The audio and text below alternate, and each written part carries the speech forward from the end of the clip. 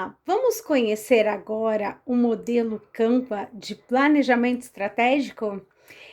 Esse modelo é uma metodologia que vem sendo amplamente utilizada para se pensar projetos, planejamento, organização de estratégia. Ele tem sido muito elogiado, primeiramente porque ele traz em uma única folha todas as etapas do seu projeto. E pelo fato de ser feito com post-it, você pode tirar, remover, trocar de lugar as informações da forma como você olhar e analisar a necessidade conforme a execução. Primeiramente, vamos pensar que esse modelo contempla 13 blocos de informações. Esses blocos de informação devem ser pensados junto com o seu coletivo de professores lá na gestão. Para a gente entender melhor, os blocos eles também têm algumas cores definidas que representam o quê? O bloco azul significa a identificação do porquê. Por que vamos planejar? Por que vamos pensar estratégia? O bloco amarelo, para quem? O bloco verde, qual a organização que nós temos para viabilizar a execução desse planejamento? Já o bloco cinza fala sobre os fatores técnicos e o bloco verde, a última coluna, fala sobre quando e como vamos realizar, qual vai ser o nível de compromisso de todas as pessoas que participam da execução desse projeto. Então, para que a gente possa pensar junto, vamos entender aqui o primeiro bloco, que é o bloco azul. O primeiro bloco nasce da sua necessidade. Qual a necessidade educacional para o segundo semestre? Então, com base na sua experiência do passado, o que você pode apontar como uma necessidade para o segundo semestre? Eu, só a título de explicação, já fiz alguns levantamentos de uma forma hipotética. Então, coloco aqui que uma necessidade é a questão do engajamento do nosso aluno. Então, já trouxe aqui o apontamento com base numa experiência do passado. O objetivo SMART. SMART significa um objetivo que tenha 5 critérios. Ele precisa ser específico, mensurável, aplicável, relevante e temporal. Então, é um único objetivo que você precisa atingir no final do seu semestre. Eu também enumerei aqui como objetivo 100% de participação dos alunos até o final do semestre de 2021. Quais os benefícios? Por que pensar essas estratégias poderão trazer benefícios? Então, quais são os benefícios que nós estamos buscando? A aprendizagem, a interação desses alunos, realmente essa evolução em nível do processo ensino-aprendizagem. E o nosso produto? O que é o nosso produto? O nosso produto é aquilo que a gente precisa pensar, o que de fato nós queremos, né? E percebam assim, não é fácil pensar em um ou dois elementos para que a gente possa compor um conjunto de metas para atingir dentro de um tempo, né? Dentro de uma organização que de fato seja realizável. Como exemplo, eu citei como produto a participação, a nota e a implementação da BNCC, que são atributos que nós precisamos contemplar. Então, trouxe tudo isso para o nosso produto. Lembrando que, se de repente o seu coletivo de professores, coordenadores e diretores empacarem algum desses blocos, isso já é um indicativo que a gente precisa pensar um pouco mais sobre aquele assunto também. O próprio fato de empacar, de ter dificuldade para responder aquela situação, já nos leva a uma compreensão que é um ponto para se colocar mais atenção. O quinto elemento são os requisitos, os critérios para alcançar o produto. E que critérios técnicos nós temos para alcançar esse produto? A Base Nacional Comum Curricular e o Currículo Paulista e o próprio PPP da escola, do município. Nós precisamos atingir todas as nossas metas. No conjunto organização, nós precisamos elencar quais os fatores externos que podem afetar a execução do produto. Então, eu coloquei aqui a própria internet, a desmotivação não só do aluno, também do professor. E a equipe, quem são os parceiros? Quem realmente são os professores que podem ajudar na construção desse produto? Quem são as pessoas que você pode contar que tem compromisso, organização para te ajudar na realização do seu produto? Então, é o nosso bloquinho da organização. Depois nós vamos para o nosso conjunto da técnica, dos fatores técnicos. Eles estão marcadinhos aqui embaixo, ó.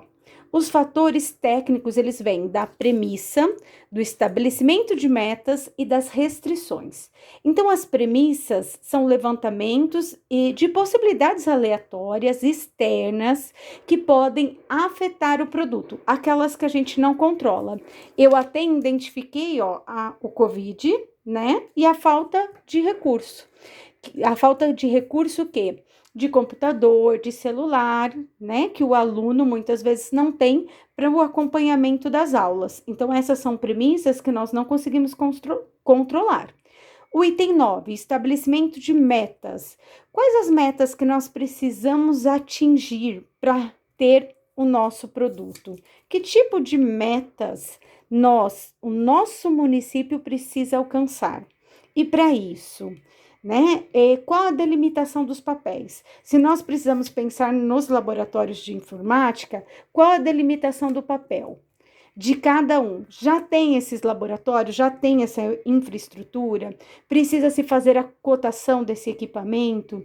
Como vai ser a questão organizacional desses laboratórios? Ou esses laboratórios serão pensados em outros espaços, até mesmo nos espaços da sala de aula? Então, são coisas para a gente pensar junto. Esse é um planejamento, sobretudo, coletivo. E as restrições? Que tipo de restrições nós conseguimos enxergar? O que será utilizado que nós ainda não temos disponível? O que nós precisamos utilizar aqui que a gente ainda não tem? Né? Observa que esse post-it está no lugar errado, ó. Essa é uma restrição dos laboratórios de informática. E o estabelecimento de metas está vinculado ao quê? Está vinculado aqui ao nosso recurso humano, ao que nós temos de mais precioso na nossa equipe. Porque se a gente tem um bom recurso humano, um coletivo que tenha BV, boa vontade, as coisas andam e a gente realmente consegue atingir a meta. Se a gente não tem um coletivo bom, tá na hora de se pensar em mudar papéis, em mudar estratégias para que a gente consiga ter um bom coletivo executor de ações. E o que nós temos aqui, então, na última coluna? Quais são os riscos? Que riscos nós conseguimos identificar que possam afetar a realização do nosso produto, né? Então, vamos pensar nesses riscos, porque se caso eles acontecerem, nós estamos preparados, não seremos pegos de surpresa. Então, eu coloquei aqui, olha, como risco a falta de apoio da família, o baixo empenho do professor e do aluno. Nós temos vários riscos, né? A mudança de fase a respeito da própria contaminação do Covid no município. Temos vários pontos para colocar aqui. E aqui você pode colocar quantos post-its você quiser. Você pode trocar esses post-its o tempo inteiro, tá? E essa é uma das vantagens desse planejamento Canva. A possibilidade que você tem de olhar tudo o que você precisa no mesmo lugar, e se você precisar corrigir rotas, você já consegue fazer logo de uma forma muito pontual e a partir de então startar os procedimentos para melhorar as ações. No item 11, nós temos o cronograma, que é a nossa linha do tempo. Então, definiu os papéis. Quem é que vai fazer o quê? vamos estabelecer os prazos, vamos estabelecer a linha do tempo para que isso seja executado. Eu coloco um post-it aqui atencional para a gente trabalhar um pouco mais com os instrumentos de avaliação e NPS, com o nível de satisfação. Como é que está o nível de satisfação do nosso professor, do nosso aluno, do nosso familiar, da sociedade? São níveis importantes e que hoje nós conseguimos fazer, por exemplo, através do Google Forms, que pode nos dar uma orientação do nosso trabalho, de como realmente o nosso trabalho está chegando na população e como é que, se for necessário, nós possamos corrigir as rotas para atingir o que a gente realmente deseja, o nosso produto. E os custos? O que nós temos de custos para viabilizar o nosso projeto ao longo desses 6 meses? Nós temos o quê? Compra de equipamentos, as formações, a troca de imobiliário. O que nós precisamos fazer para garantir que esse planejamento realmente saia do papel e ganhe corpo, como a gente precisa que seja. Então, pessoal, esse é o modelo Canvas, é um modelo bem interessante, ele tem muitas formas de análise e eu trago, né, a situação para vocês das cores, a situação dos blocos e desses atendimentos, e observo também a questão das setas. As setas aqui não estão por acaso. Então, o bloco 1, ele está diretamente ligado ao bloco 2 e que esse, por sua vez, está diretamente ligado ao bloco 3. Perceba que o bloco 2, o objetivo SMART, aquele que precisa ter os 5 pontos, os 5 critérios atendidos, ele está diretamente relacionado ao produto. Então, nós precisamos fazer essa análise. Esse objetivo nos levará mesmo a esse produto? E para ter esse produto, nós precisaremos desses objetivos mesmo ou vamos ter que mudar? Então, todas as setas estão aqui para indicar pontos de atenção importantes, onde uma coisa interfere diretamente na outra. Por exemplo, olha a seta aqui que nós temos nessa horizontal. O cronograma, ele depende diretamente da definição de papéis, que está diretamente relacionado aos seus parceiros. Se você faz um cronograma, mas não tem o responsável para a execução daquele cronograma, daquela meta, você já perde essa etapa. Esse é um erro muito comum, porque às vezes nós delimitamos os papéis, mas esquecemos de dar nomes, esquecemos de colocar os responsáveis. Então, é importante marcar quem é responsável por quê, porque na hora de cobrar você já sabe exatamente quem você vai cobrar e como isso deve ser feito. Tudo bem? Espero que vocês tenham gostado. Deixo aqui o meu beijão e tentem fazer o planejamento Canvas, né? Faça primeiro com a sua família, com os membros mais próximos. A hora que você pegar o jeitinho, leva para sua equipe e construa junto com a sua equipe. E olha, não se esqueça, esse é o primeiro passo. Depois, nas próximas reuniões, esse planejamento deve ser abordado novamente, para que seja feita a devida revisão todas as vezes que forem necessárias.